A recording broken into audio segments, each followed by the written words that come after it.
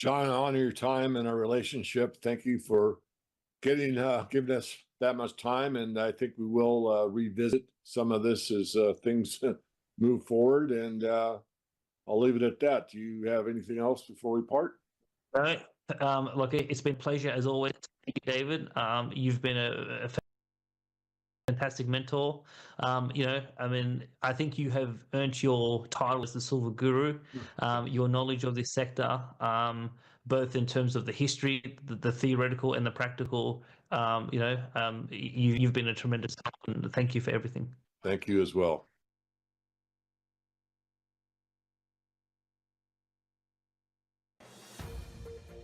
This has been a Now Media Networks feature presentation.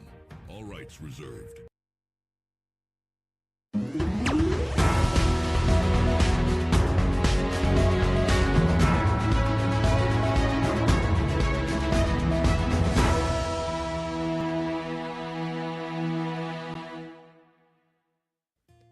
Welcome to another edition of the Retire As You Desire show. And I've got a great friend, a great guest, and an incredible entrepreneur here to share a story with us. Adrian Madero, thank you so much for being on the show today. Thank you, Billy. Thank you. I'm just excited to be invited here.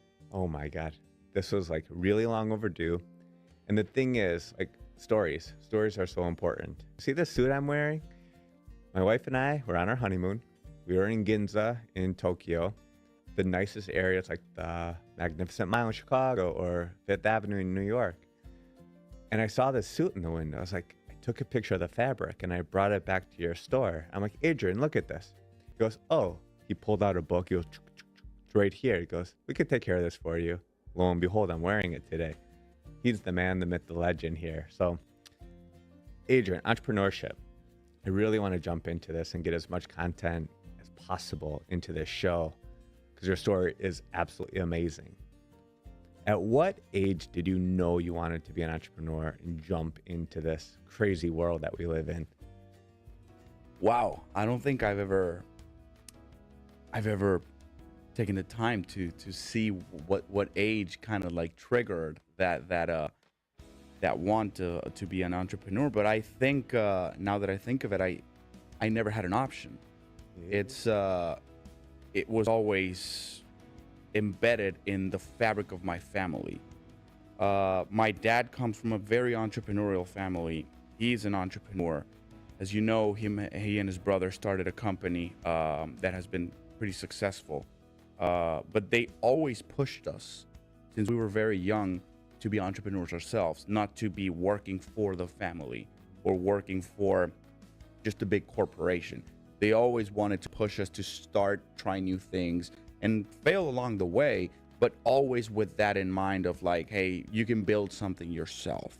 So I don't think it was ever an option. They always pushed us also to work at other companies, but always in mind that the end goal is like, you got to start something yourself. You got to create something, partner with someone that complements you so you can kind of grow and help you grow in a better way. But it's since the inception, to be honest, I always had that bug since very, very young. I think my first venture was during primary school. I was playing soccer, and I was a member of a magazine called Eurosports. And they had a couple of articles, but mostly they were selling soccer attire, cleats, shirts, jerseys. And I grew up in Mexico. So back in Mexico at that time, this was maybe 02, 03, 04. There weren't enough stores to sell all of that. There were selected stores and they had the selected items, but you couldn't get the number 23 jersey or number 7 Beckham, right? Or the Iker Casillas away jersey. You couldn't get those. So I was a member of that magazine. And what I started doing is I started selling it to my friends. No way. So I bought the Beckham cleats. I remember exactly the champagne color in 02, the ones he wore at the World Cup. And I got to the practice and everyone's like, where do you get those? They don't sell those in Mexico at that time. You could have get them maybe in Monterrey or Mexico City, but not in my hometown. So what I started doing is like, all right, here's the magazine, circle what you want. You pay me in cash. I go use my mom's or my dad's credit card. I paid them in cash. But then since I was a member of that magazine, there was a spread that they give you a discount. So I took that discount and I made a little bit of money. But then I saw that the margins were so low that I started like just saying like, okay, this is my catalog and this is the Eurosports catalog. I bump up the prices a little bit. So I started kind of like negotiating and I essentially became a commercializer of soccer goods at a very low level. But that's where I started to kind of start negotiating and trying to push products with a little bit more margins, right? I had more discounts on Adidas than on Nike. So, hey, what do you think about this one instead of that one? And yeah, that's that was my first business venture, essentially. Oh my God, you had it as a kid. You I had it as a kid, yeah. Wow. Do you think anyone could become an entrepreneur? No. You don't think anyone, if they just love something, it's got to be ingrained in your blood? Anyone, if they love it, anyone can become an entrepreneur with the right team around them. Ooh. No one can solo it. Yeah. You cannot go and just say, hey, I'm going to do it. People that are solo entrepreneurs need a certain type of grit and a certain time of determination and just that I don't care about anything but this, that type of focus, right? I don't think I can be that type of. I've always been partnered. I always partner with people that are better than me or that have different skills than me, and that way we kind of potentialize our skills and have a better outcome. But still, you need that personality to accept constant failure and rejection, and that determination to keep on going, keep on going, keep on going. And I don't think everyone has that. Maybe if you partner with someone that can help you lift you in your bad times, but I don't think entrepreneurship is for everyone. How young were you when your parents taught you it's okay to fail? Do you remember any of this? Because you're saying this multiple times, and I'm 1,000,000% aligned with you. You have to be willing to fail, get over the fear of rejection, to step out on the ledge and go for it. But when did you learn it's okay to fail? I mean, was that just ingrained in your family? Because I feel like that's the hardest thing of starting something is just the fear of rejection. I don't know if that was taught to me or if it was just like by osmosis of how my upbringing, it just came up. I don't know. Or by the nature of me being the youngest child. So I had a big brother. Right. I have a big sister and a big brother. So you always play with them, you always lose. So you try again, you try again, you try again. So maybe you're building up that grit since you're very, very young. My brother's personality is very different than mine. He is a trailblazer. Really? We're so different, even though we're brought up in the same household, but he was the one who had to pave the way so that I could walk behind him, right?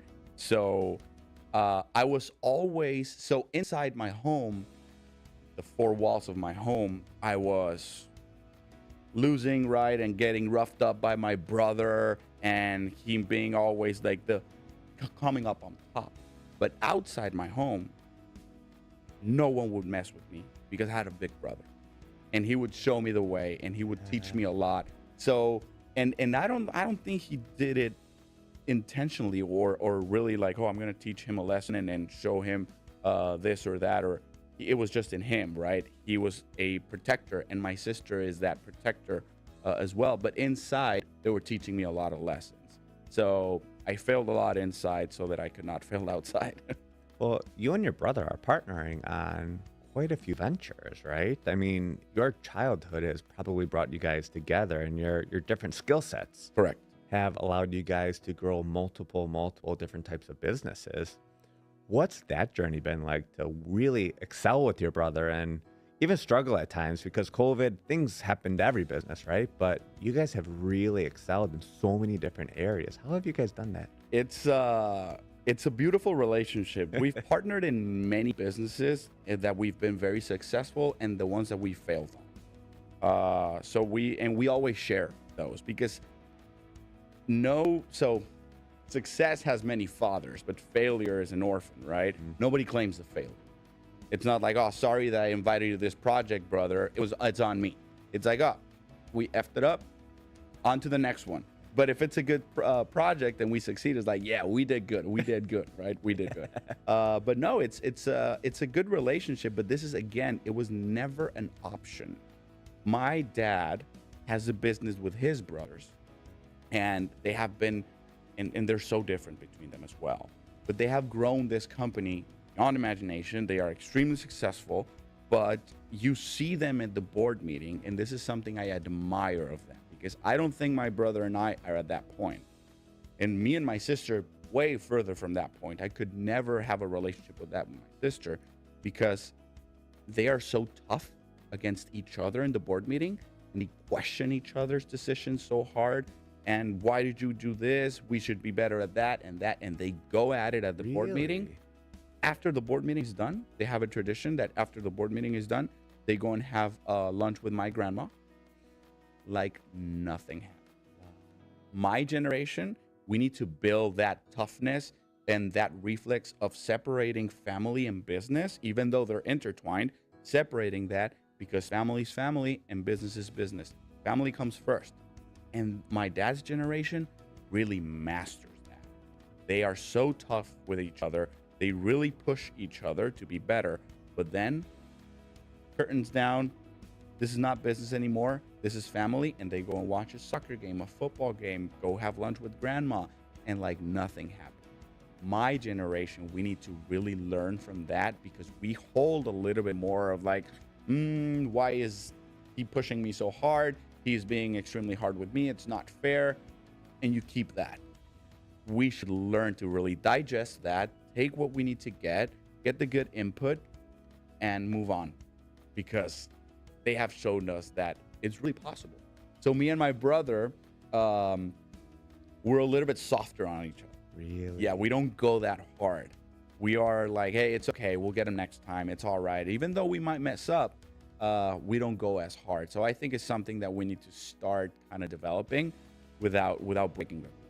Yeah, just cultivating that a little bit more. So Yeah. that, you know what? It's okay to be honest with me. Just tell me the truth. So Yes. we could have a better venture moving forward. Yeah. It's going to happen. Things like that take time. I mean, I'm sure even with your father and the brothers, that took time. The first time someone spoke up, it's like, whoa. Like, I'm sure it did. I'm sure it did. Probably interesting, right? I'm sure it did.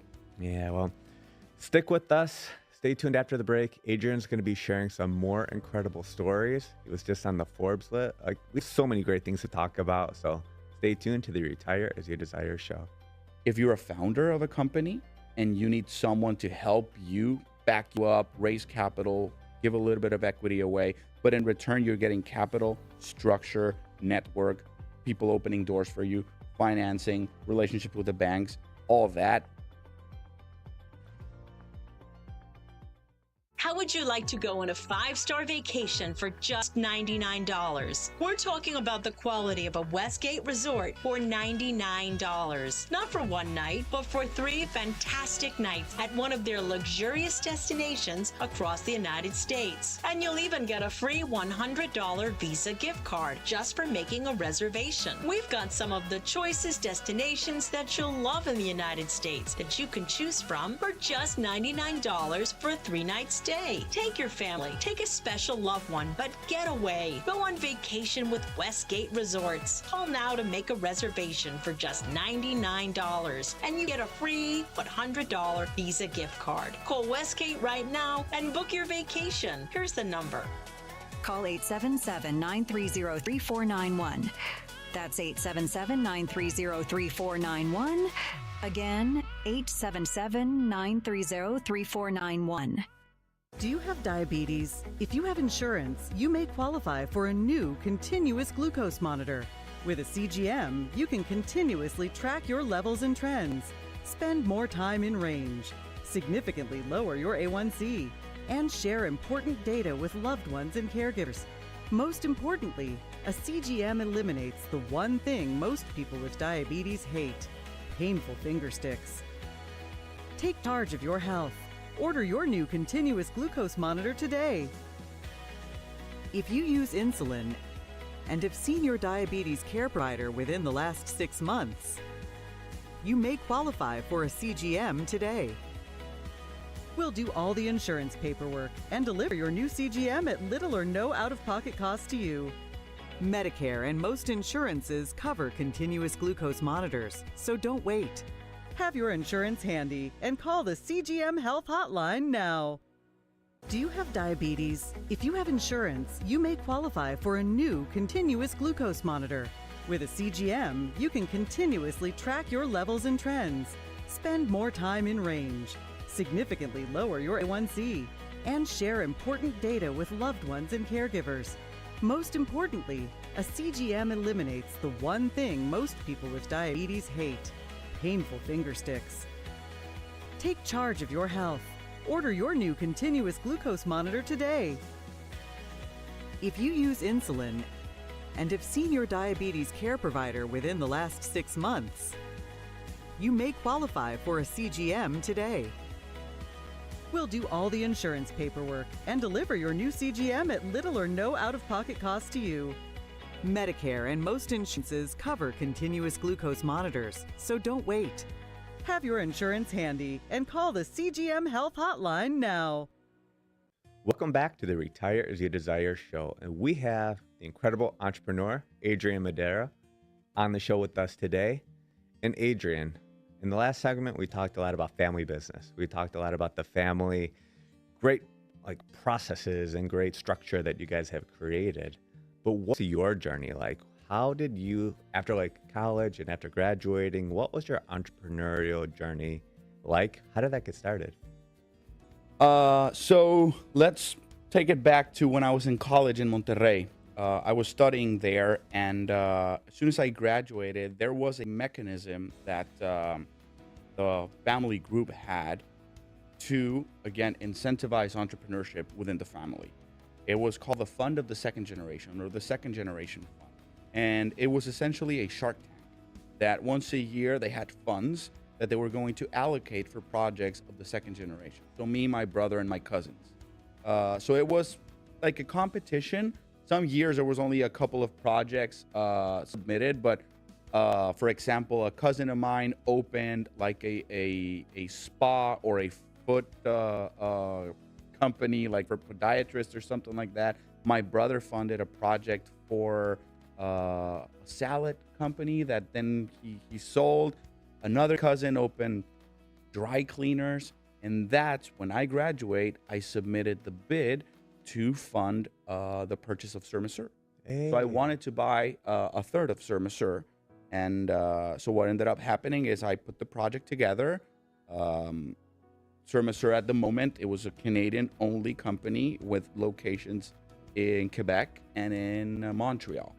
So I met with the brothers, the founders, which are now our partners, the Theriault brothers. Met with them, and I said, okay, I like this project. I see a lot of legs. I think this can grow. I went back to the family, presented in the fund of the second generation, but the ticket was a little bit bigger than the usual transaction there. So what they ended up saying is all right, we'll invest as a company. Instead of the fund, we'll invest as a company. So they essentially backed my project. So we ended up buying a third of the company, and within months, I moved to Quebec City. I kind of learned the ropes of Sur Mesure, and I started opening the new store. So I moved to Toronto to open Mississauga. I moved to Pittsburgh. I moved here to Chicago, opened this store. We opened the one in Laval, which is a second Montreal store, and started all the efforts to grow. So I was essentially the expansion director. I did that for about 5-6 years. And at the moment, I was also doing a master's in Northwestern. So I graduate, and then COVID hits, and the perfect storm, right? Right. So at the moment, Sur Mesure was growing. I was not thinking what is next for me? I was at Sur Mesure, and that was my job. But then COVID happened, so no offices, right? Everyone's home office, so no one's wearing a suit, and no weddings, which are our two biggest markets. So we decide to take a step back. Company, for it to survive, we needed the top salaries to kind of save them. So what we ended up doing is the two brothers and myself, we took a step back, and we brought in new people, but mostly we brought up employees into leadership positions, and it was great decision. Really? Sur Mesure now is super strong. Now the brothers are back. After a couple of years away, they are back into leadership positions.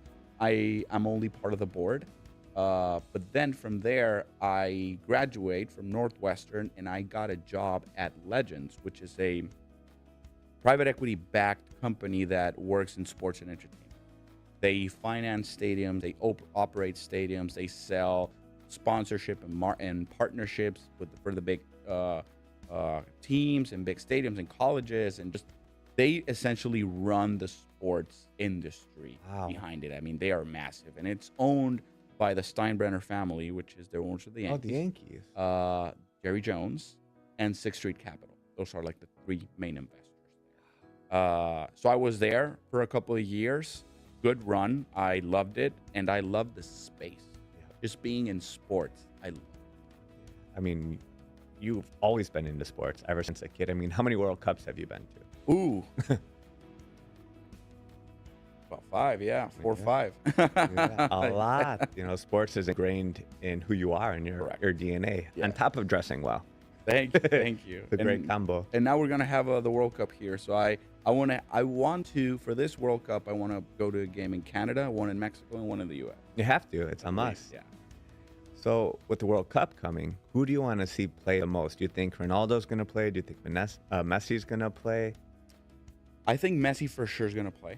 I think they are kind of building everything around him so that he could be the centerpiece, like his going away tour. That would be like his going away party. Ronaldo, let's remember, he's a little older than Messi, so I don't know if he's going to be able to make it. In the Euros, I think it was a little bit of an underwhelming performance, so I don't know if he's going to be able to. Yeah, I feel the same way. It's unfortunate, but you know, Yeah. that's life. That's life. What's it like working in the private equity world? I think a lot of people have a misunderstanding of what it's like, what it means. I'm still learning about it, and just the space in general. What has that transition been like, going from you're the owner operator, you're opening up new stores, to going to a different environment? It's super entrepreneurial as well. What's that change? What was the change like for you? I think the space is very broad, and there's very different ways and variants of private equity, right? So currently, I am a part of the Fonseca Group, which is a sports agency / private equity firm. Right. What we do essentially is structure deals, any deal that there's two ways of representing an athlete, right? On-field and off-field representation. On-field representation is a contract. Whatever LeBron makes a year, the agent takes a cut, and that's his salary that the team pays him. Off-field representation is all the sponsorship. But Michael Jordan kind of changed the game when he requested equity or revenue share from Nike. Now a lot of athletes want to do that. Of course. So that is kind of where we play. That's where we fit the best in our agencies. What we do is we structure deals for athletes that normal sponsorship deals, off-field representation, we do that. But our bread and butter is whenever there's a revenue share or an equity component to it, we help structure those deals. We help organize those deals into valuation. How much sweat equity is he going to put in? Is he going to put in some capital into the deal, or it's just going to be the usage of his image, right? How much is that worth? How the company is valued? Because most of the time, those companies that take that type of deal are up-and-coming companies, right? They're not well-established companies. You're not going to get with Gatorade and say, hey, I want a piece of Gatorade. Probably not PepsiCo's gonna going to say, happen. no, thank you. So it's the up-and-coming companies that want that exposure of the brand that the athlete is, but how are you valued? So it's a little bit of an interesting deal. So that's the space we play at right now. We're also brands and companies and projects hire us to raise capital for them, so that we can bring in, because of our network, right? We can bring in capital that makes a splash, not only contributes to the cap table, but there's also a marketing component to it. It's different for a project that someone that invests in your podcast, in your platform, your studio, just a regular firm, right, or a VC company, than, let's say, a Cub player here in Chicago or a Bulls player invests in you. That gives you a little bit more notoriety, right? A little bit more marketing behind it. So that's something that's a value added. We can bring institutional money, but we can also bring shiny money. Yeah, that's exciting because you have a lot more flexibility that way too, to grow the product, to grow the brand that you're working on, and having that one athlete or that one celebrity. Like look at Mint Mobile. Yeah, look, that's a huge thing that Ryan Reynolds did. He said, you know what, I'm going to do my time and use that as equity, and that's like an equivalent of $1 million, I think it was. And they've grown tremendously, and his net worth has grown by hundreds of millions of dollars because of his sponsorship that way. Are you seeing that the private equity world is growing more organically this way? Or do you think it's still more old school way of doing things, of just trying to work with the old school brands, the bigger brands, or is it the up and coming things that are going to help grow? They are adapting with the times. I mean, there's traditional private equity firms that only do consumer packaged goods, and they buy the smaller companies and have operational efficiencies, find them and bring them up, right? Okay. There's private equity firms that stay in their own lane of restaurants, right? Up and coming brands will come in, will make you better, more efficient, more this, more that, and bring you up. And there's other firms that are just pivoting into, okay, what can we do with crypto? What can we do with this? So they can get more creative. I think private equity, again, it's such a broad term Totally. that there are firms that are doing completely opposite things and being extremely successful in their own right. So I think you also have the brightest minds in that space. So it's going to continue evolving and growing. And from every point of view, I think everyone is winning. If you're a founder of a company and you need someone to help you, back you up, raise capital, give a little bit of equity away, but in return, you're getting capital, structure, network, people opening doors for you, financing, relationship with the banks, all of that they can provide. So as a founder, you're like, oh yeah, I will do it. Right. So it's just getting to the right valuation, obviously, but it's sometimes private equity might get a bad rep, but I think it's an instrument that should be in top of mind of a lot of people starting, or if they want to scale up a business, maybe it's time to open that door. And I think in the next segment, we should talk more about partnerships, because with the private equity, even your investment advisor or anything like that, you need to partner with people who have skill sets, your accountant, your lawyer, doesn't matter, right? Your real estate people, because I know you love real estate too. You need partnerships. You need people to help you go through the whole entire journey. I think we should hop into that in the next segment. So stay tuned to the Retire as You Desire show. Adrian Madero, the man, the myth, the legends, here with us today. Stay tuned. Since we invested, Vincent had a vision, one of my partners.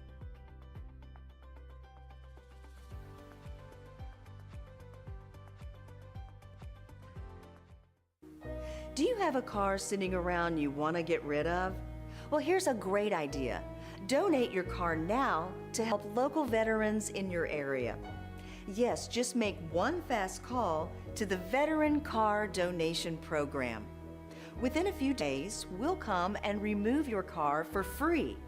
You can donate any car in any condition. We'll use our vast network to sell it. The proceeds raised go to help local veterans and their families. And you get a tax deduction. And all you need to do is make this free call. Clean your yard up, get rid of an old car, and help the vets. We make it easy. Make this free call now. Book your fast and easy pickup. Call the Veteran Car Donation Program now.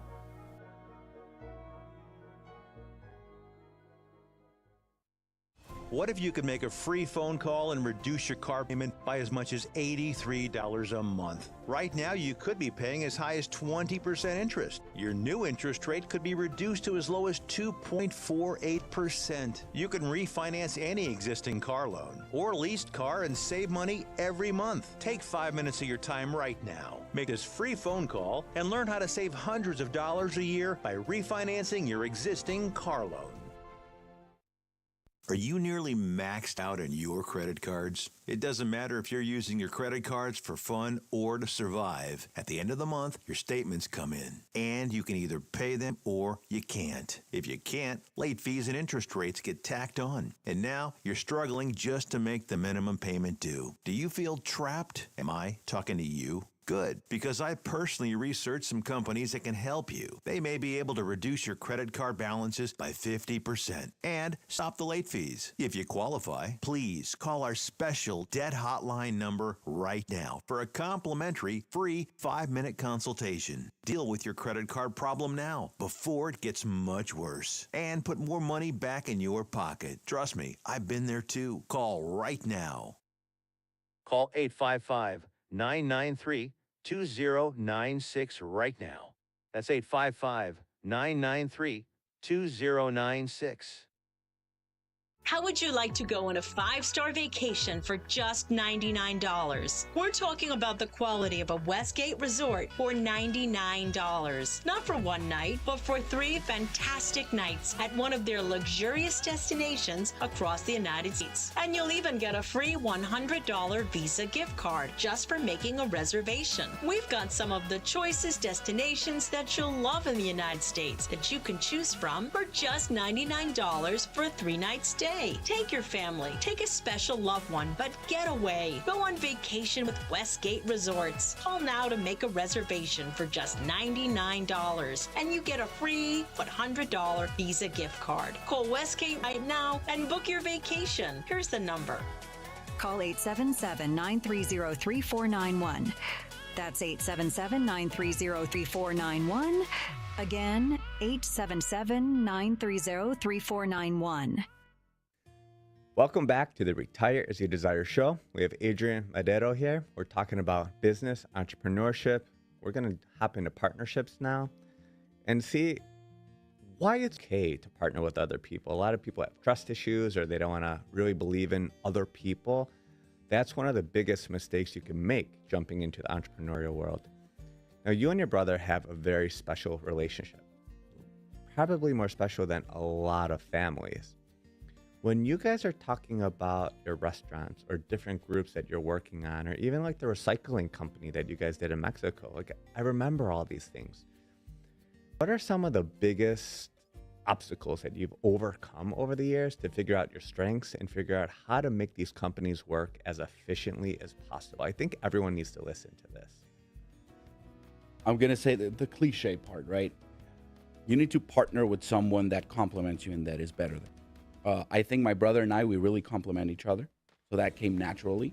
But when it's us two, right? And then who are we going to partner with? Because sometimes we partner with other people. It's not only him and I, because he has a full-time job. He's the director of the restaurant division of my family's. And I'm working here with the Fonseca Group. We have 2-hour time difference. He lives in Mexico in Chihuahua. I'm here. So sometimes some project that we're doing in Mexico City, we need a local partner. Right? So sometimes, for example, it's from an operational perspective. What are we going to bring in our boxing venture? Yes. Oh, yes. 2M Promotions. We have boxers that we promote. Who are we going to partner with? Well, we love boxing. We don't have the time. And to be honest, we don't have all the know-how. We've been acquiring it through the years, but we need someone that knows the nitty-gritty, the ins and outs of the business. So we partnered with Rafa Soto. He's now a super good friend of mine, but at the beginning he was a partner. He brings in expertise, know-how, know-who inside of the industry, which is a small industry, and he brings fighters to us. So he's like, hey, there's a fighter over there that is unrepresented. His deal's about to be done. Let's go and sign him. Let's bring him over. So he is actually like our inside person. So for us, it was a no-brainer. Go and partner with him. For example, with the recycling venture that we did in Mexico, it was already a company that existed. They needed capital to grow. And they invited my brother and I. But then what my brother and I did is like, okay, we could take that package or we could take this whole package and split it even smaller so that we can bring in smaller partners that bring know how, know who, maybe a contract here or there. They could open a couple of doors. So that was essentially, they put capital in, but they also put in their Rolodex, right? Like, Yeah. oh, I can open a door here or there. Sweat equity, basically. Correct. They're doing the work. Correct. So sometimes it doesn't work. With the recycling venture, it was very good for the first year, good for the second year, then some operational issues, then the smaller partners that we had. And one of the main partners started getting other projects that were more important in their priorities. So they start kind of like paying less attention to that project. How do you manage that? How can you, as a partner, minority partner at the time, how can you go and tell him, hey, spend more time in the project when I'm spending zero time in the project? So it's picking the projects correctly. And to be honest, you cannot be spread so thin. My brother and I, and my dad taught us this. He told us, you cannot catch them all. It's like, there's a new project that they're inviting me. There's a new opportunity here. Let's invest here. Let's do that. You cannot catch them all. And we learned the hard way because we failed plenty. Plenty. So it's picking the projects correctly and then picking the partners correctly as well. So what's your investment criteria now? Have you set one with your brother, or maybe even your sister if she's involved with you guys? Have you guys like set your own, like, for this generation, here's our criteria? So we don't have a criteria for the projects, but for example, we started a small fund here in Chicago that we are acquiring real estate, mixed use developments and commercial real estate. My sister's part of that too. Nice. So I set the criteria because I am the manager of the fund, right? So what we do is we invest from assets from this amount to this amount. So we have our gap there that we need to be within. We need to hit at least 8.5 or 9 of cap rate. Okay. In order to invest, and it needs to generate X amount of cash flow monthly, because we are only acquiring cash flow positive since day one. Smart. Assets, fully leased, fully stabilized, super low risk. That's what we're doing. We did a couple. It ended up being well. So we said, okay, we're ready to take the next step, which is bring in outside. Nice. Very So good. we're bringing in partners now.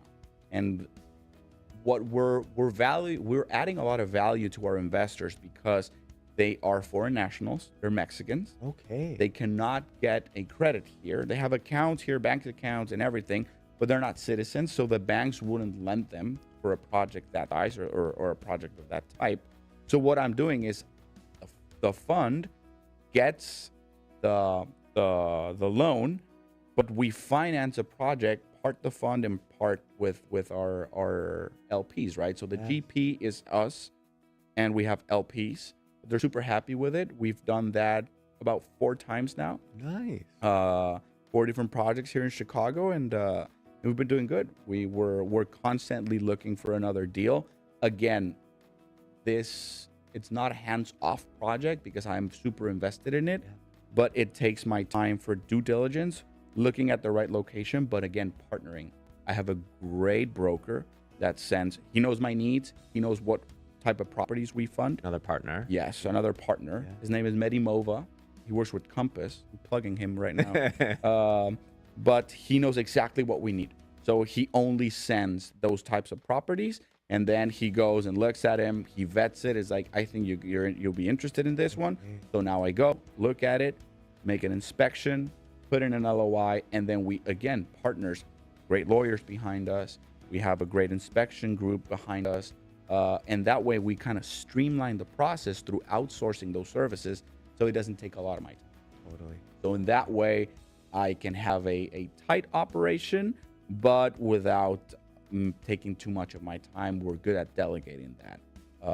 So yeah, we've been growing steadily in the real estate world.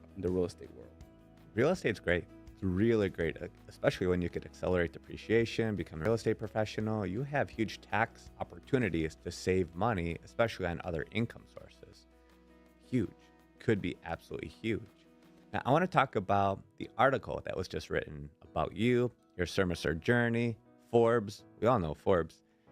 How did this come about? This is an incredible achievement for you, Adrian. So the article that Forbes wrote an article on HDR and Grupo Emma, which HDR, it's the division of restaurants that my brother runs. And then they wrote an article about Chihuahua, that there's something abnormal going on in Chihuahua. It was a white paper article.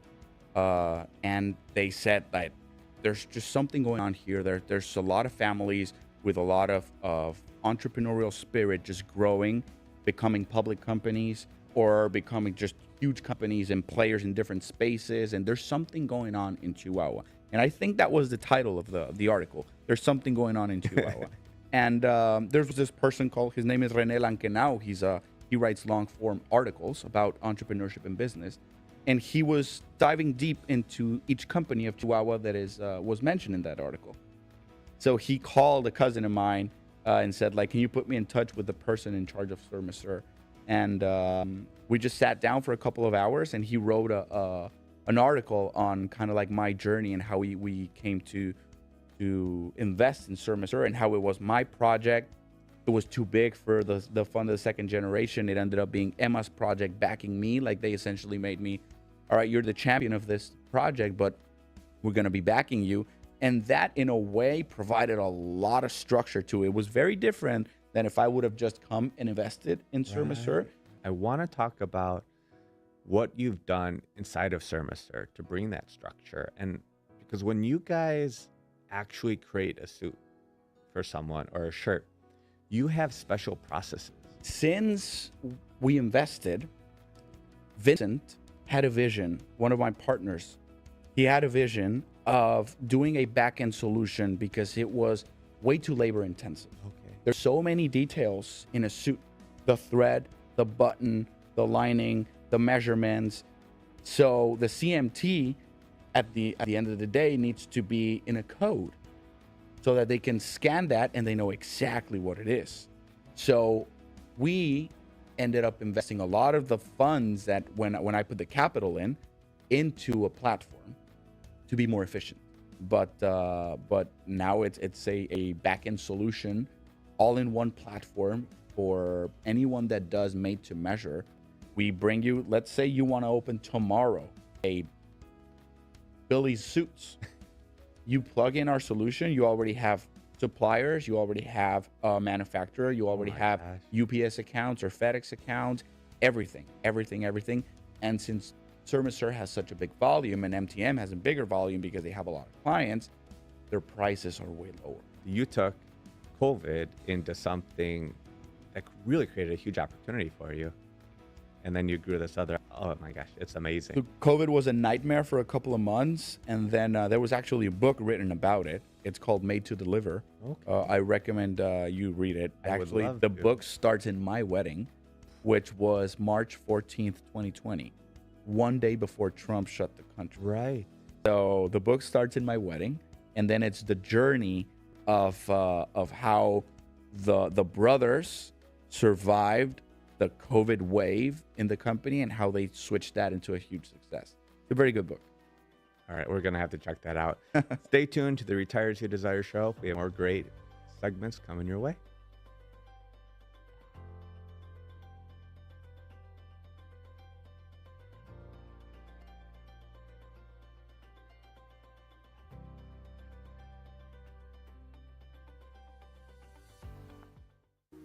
Do you have a car sitting around you want to get rid of?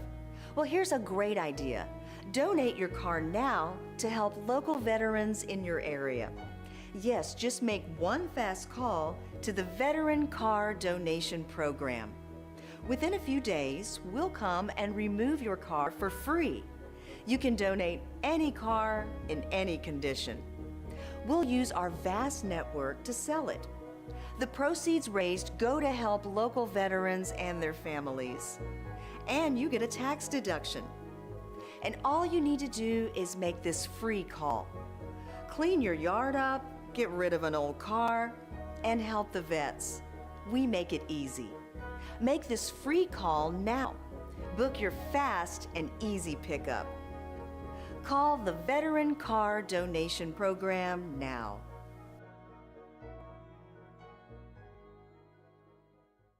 Llama a tu amigo Trip Amigo. Una llamada a Trip Amigo te consigue el billete más barato a cualquier destino. Solo dinos a dónde quieres ir y Trip Amigo busca entre cientos de miles de ofertas disponibles en billetes aéreos y hospedaje también. Nuestros clientes ahorran hasta el 75% en las tarifas aéreas y reservaciones de hoteles. Llama ahora mismo. Tu amigo Trip Amigo te consigue los mejores precios de billetes aéreos y hotel. Taking a trip in the next 12 months? Airlines are under tremendous pressure and they're practically giving away their unsold seats. Like every crisis, this one will end too. But right now is the best time to take advantage of giveaway ticket prices on their unsold seats. We're not allowed to publish these low fares online. The only way to get these rock bottom giveaway prices is to call. So phone low cost airlines now for airline ticket prices you may never see again. Welcome back to the Retire as You Desire show. Adrian Medeiros here, the incredible entrepreneur sharing his amazing story. Thank you for staying with us for the whole entire show. Now, Adrian, your life has changed pretty significantly over the past couple years because of your daughter coming into this world. I remember even when you got married, now you have your daughter. How has your time management changed? Because you have businesses in Chihuahua, Canada, all over the world essentially at this point, and you're very young. How in the world do you manage your time? Because it's hard enough for people juggling kids and everything else, and Anna works a ton. Yeah. How do you do it? So it's a adapting period for sure. You need to have priorities really well set, and to be honest, it's a teamwork. Anna and I, we struggled for a bit because she works a lot. I would say she even works harder than I do. She is just incredible and super disciplined and very structured, which I am not. I learned from her. I was a guy that had 5 or 6 things at the same time, working on them at the same time, and eventually I'll MacGyver it and I'll figure it out. Yep. She is doing one thing, finishes, next thing, finishes, next thing. So I kind of learned a little bit from her to be a little bit more structured and calendar. From this hour to this hour, I'm going to do this. And then we need to have schedules, very set schedules now, because our daughter is at daycare, right? So you pick her up at this hour, you do this at this hour. Loretta has ballet at this hour. She wakes up at that hour and she eats, naps. She has a really rigid schedule. Oh, yeah. Babies have schedules. So we ended up doing our schedule around her. Right. And just kind of figuring out how to do it on the fly. I mean, there's no manual that they have for it. I mean, there's a lot, but each life is different and each person has different responsibilities, different time commitments. So a lot of sacrifices, obviously. You can't go out as much with the boys anymore. You can't golf on the weekends anymore. Oh, yeah. So for me, I sacrificed completely golf. I used to golf once or twice a week. Never got good at it, but now I've played golf since Loretta was born, maybe 4 times. That's it. It's the same way with us. I've golfed maybe a handful of times in the past 5 years. You can't spend 6 hours from traveling and golfing, the whole thing. And then show up home super tired. Yeah. And then it's like, here's a lot of chores, here's the babies, go ahead. Yeah. It's not fair. It's no, not fair. It's not fair. It's not worth it. I mean, it's a choice of time. And plus, women are much better multitaskers than men. It's proven. I agree. I agree. But my wife is so much better at that than if I am. I'm multitasking, I do everything half. Yeah, because you're not focused on one thing. That's sort of like a man thing. It's like you focus on one thing and you get it done. And my goal is to start playing golf again. Really? I need to get structured and organized enough so that I can fit golf into either a weekday or a weekend. But I need to get better at being very rigid with my calendar. Well, I want to talk about this because this really correlates to what I do for a living, is helping people figure out their retirement and time management, because the money is a time multiplier. The money is used to be solving problems, to have people help you with the things that you're not good at. Mm-hmm. That's the whole purpose of the money. When you get to that point, you're able to go golf, or you're able to, get the boat or do the vacation house or go to Europe. All those little things is just understanding every single day. I did 17 million things. but here's the 3 things that I love doing. If I could just create a schedule where I'm just doing these things, then you free yourself up. That's what I've learned as being an entrepreneur and being a father, a husband. Doing less is more. Less is 1,000,000% more. What do you think about that? Yeah, I think it just clicked. I need to schedule it a couple of weeks ahead, golf time, and figure out how I'm going to honor that commitment playing golf. There we go. That week. There we go. That's how I need to do it. Instead of like, oh, if I have time, I'll do it. I'll never have. It's never going to happen because you don't prioritize it. It's just like money. When you prioritize like watches or So are you shoes, telling me that golf is priority now? It's I love priority. it. I love it. Yeah. Great.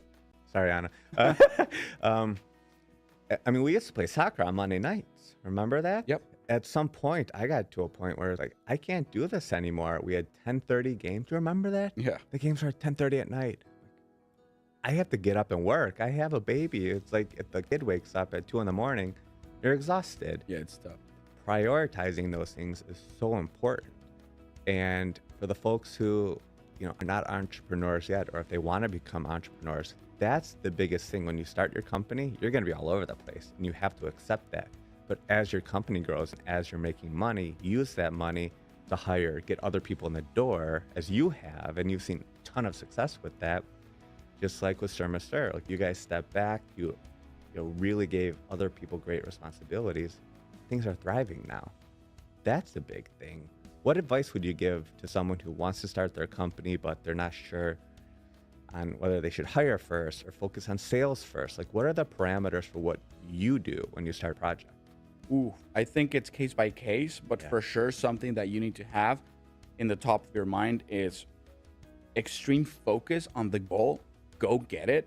Go get it, go get it, go get it. And then once you're stabilized or once you're ramping up, it depends on which stage you are, but learn how to delegate to the right people. Surround yourself again, partner or hire people that are better than you, people that are complementary to you, and learn how to delegate. You cannot do it all. To be honest, it came naturally to me. I am not a do-it-all kind of, not do-it-all. My type of personality is I want to be involved in everything. Okay. But I'm not a perfectionist. It's fine. If I don't do it, it's okay. You can figure it out. I'm not the type of personality that I need to start and finish this. I can start, then delegate, finish it. Oh, it's not exactly how I wanted it. It's okay. Still works. No worries. On to the next thing. 80% is good enough.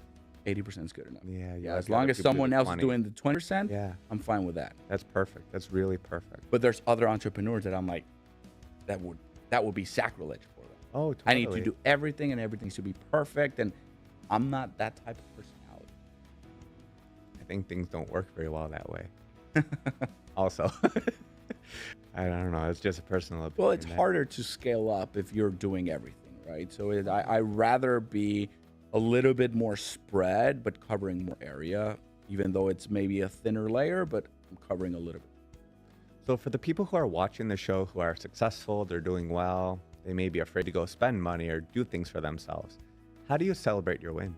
Ooh, that's a trick question because you know how I do. I share a passion with you, which is horology. Yeah. I love watches.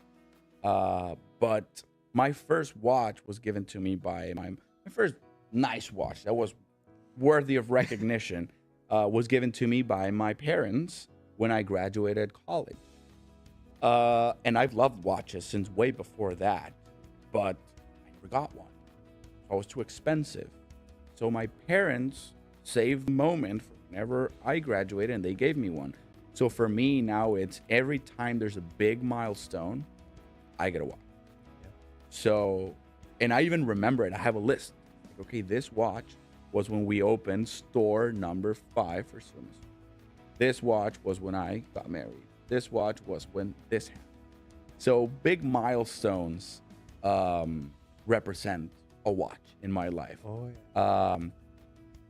It's a good and a bad thing because then you can never get rid of them. That's so true. Because they have you have an emotional attachment to it. But it's also a motivator. Because right now I have a watch, we already discussed this, that I have an eye for it and I really want it, I really want to get it, but I cannot just go and put it on the credit card or I cannot just go and buy it because I haven't accomplished what I set the goal to do. Discipline. Yeah. Yeah, that's part of it.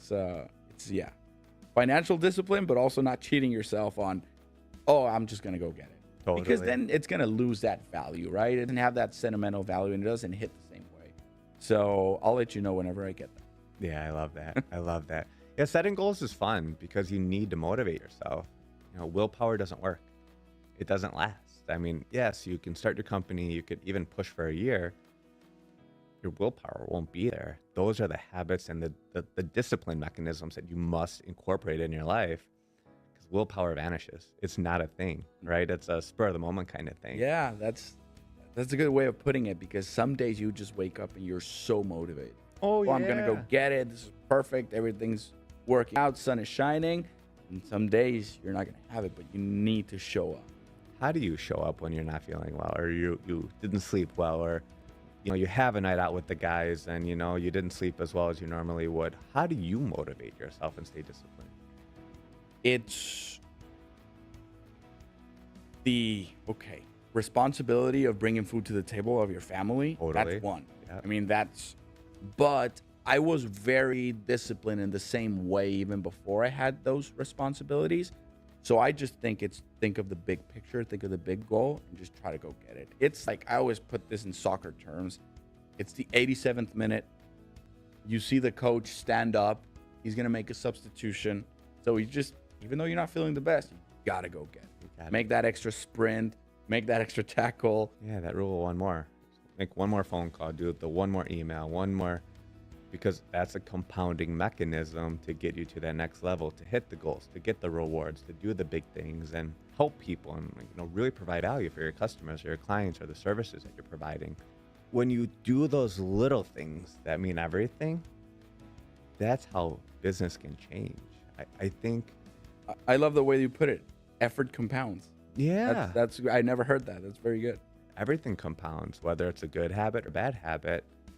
If you're overspending, that will compound as you make more money. If you're being a diligent saver, that may compound over time because you're saving. But it has to have a value for your life and customized for you and your own life. That's, for me, the name of the game. Plug, retire as you decide. Yes. That's going to wrap up the show, actually. We're right at the end of our segment here. Adrian, you're incredible. Would love to have you on again. Thank you so much for being on the show today. Thank you, Billy. Appreciate it. Stay tuned every Friday night, 6 p.m. Central, for our new show of the Retire As You Desire TV show.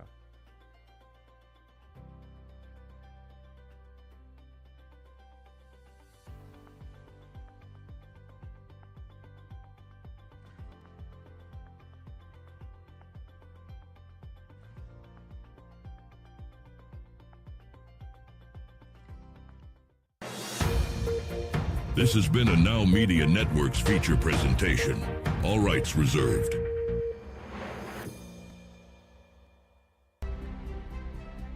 No se trata solo de cocinar, se trata de compartir, de revivir esos momentos de la infancia cuando te sentabas a la mesa y probabas un platillo que sabía a hogar. ¿Buscas calidad, durabilidad, practicidad y un hermoso diseño? Ya está de regreso Sofía Flowers. Recupera tu gusto al cocinar con estas 5 hermosas ollas de acero vitrificado con un adorable diseño floral que le da un toque clásico y hogareño a tu cocina. Estas ollas son ideales para calentar, asar, hervir, almacenar e incluso hornear, gracias a su durabilidad y resistencia a la corrosión. Conservan el calor y lo distribuyen de manera uniforme para una cocción perfecta. Para completar tu set, recibirás 5 tapas de vidrio templado, ideales para visualizar tus alimentos sin interrumpir la cocción. Y su perfecto ajuste mantiene el calor y los nutrientes. Nuestras ollas no alteran el sabor de los alimentos y son fáciles de limpiar gracias a su recubrimiento vitrificado. Premao, qué gusto estar aquí contigo y qué gusto que regresó Sofía Flowers al mercado, porque la verdad es que a mí ya me urge tirar esa cochina batería que tengo vieja, que como bien dices, está ya negra, me llena de plomo en todos los alimentos que estoy comiendo, y la verdad es que ya quiero una que sea la mejor del mercado, que pues por supuesto es Sofía Flowers. Y ve nada más, Mau, la variedad tan increíble de alimentos que se puede cocinar en esta batería de cocina. Tenemos por aquí sopita deliciosa. Oye, que además se mantiene caliente todo el tiempo. La cocción fue rapidísima precisamente por el material del que están elaboradas. Y además, ve, todavía le sigue saliendo humito y eso que ya hace buen rato ya la apagamos. Estoy aquí raspando totalmente la superficie de nuestra Sofía Flowers y quiero que vean cómo no pasa absolutamente nada. No dejes pasar esta super promoción. Llévate 5 ollas de diferentes capacidades con sus tapas de vidrio templado. Pero espera, si eres de los primeros en marcar, de regalo especial de relanzamiento te incluimos 12 cucharas de acero para hacer tu experiencia culinaria aún más completa. Por solo 1,599 pesos. Aún hay más. Si marcas hoy mismo, te las puedes llevar por solo 9